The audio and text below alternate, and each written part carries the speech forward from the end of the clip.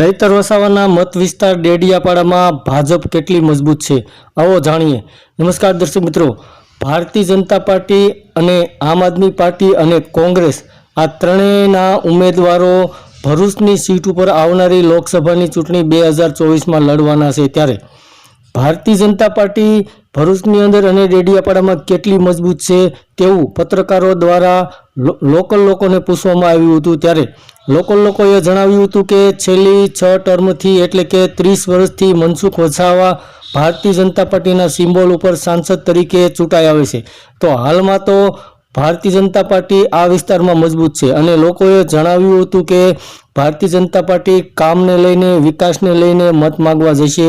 તો આવનારા સમયમાં પણ વિકાસ થયા છે અને આવનારા સમયમાં પણ વિકાસ થશે એવું ડેડિયાપાડાના અને ભરૂચના મત વિસ્તારના લોકોએ જણાવ્યું હતું। તો હાલમાં તો ભારતીય જનતા પાર્ટી ભરૂચની અંદર વધારે મજબૂત છે એવું લોકોએ જણાવ્યું હતું અને ચૈતર વસાવા ફક્ત ડેડિયાપાડામાં તે વધારે લોકચાહના ધરાવે છે એવું પણ લોકોએ જણાવ્યું હતું। ધન્યવાદ દર્શક મિત્રો।